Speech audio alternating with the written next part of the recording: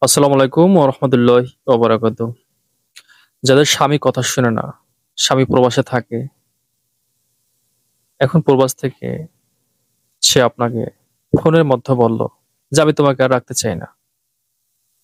তোমাকে এখন আমার ভালো লাগে না।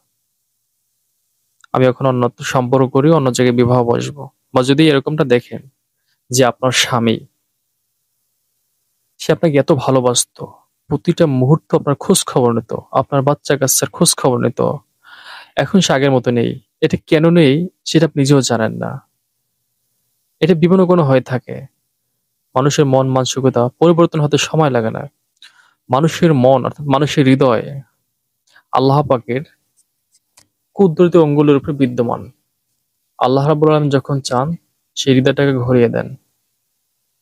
অতএব এই হৃদয়ের একমাত্র পরিবর্তনকারী হলো মহান আল্লাহ পাক।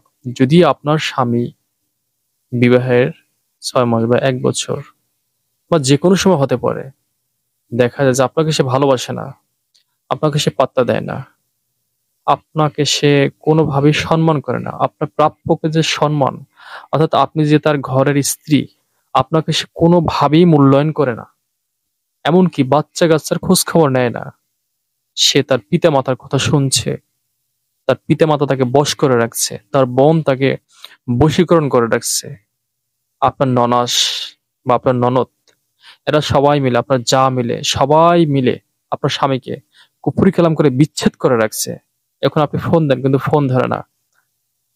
আপনি এখন যেকোনো মূল্য হোক তাকে চাই। যদি এরকমটা হয় বা এরকম যদি বুঝতে পারেন যে আপনার স্বামী আগের মতো নেই, সে দিন, দিন পরিবর্তন হয়ে যাচ্ছে। সে আপনার খোঁজ খবর নিতেছে না। আপনার শ্বশুরবাড়ির লোকজন তারাও আপনাকে ভালো জানে না। আপনার স্বামী আপনার কথা শুনলে তার মাথা গরম হয়ে যায়, তার মেজাজ গরম হয়ে যায়।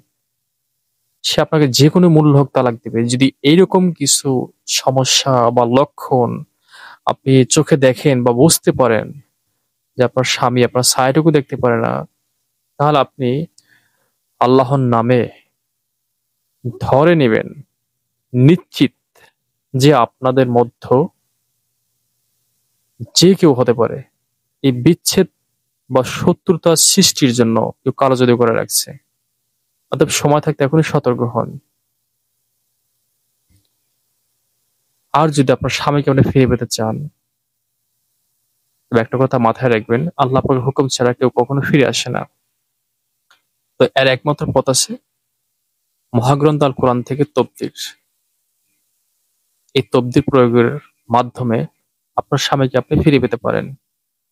কারণ কোরআনের পৃথিবীতে কিছুই নেই। আর কোরআন দ্বারা হয় না এমন কোনো কাজ নেই। শুধু জানাশোনা এবং সঠিকভাবে প্রয়োগের অভাবে মানুষ বিভিন্ন কুফরিতে আশ্রয় নিচ্ছে। কুফরি কালাম দ্বারাও হয়, তবে সেটা বেশি দিন টেকে না। অতএব আপনাকে সঠিকটা বেছে নিতে হবে, যাতে আপনি ঈমান হারা না হন।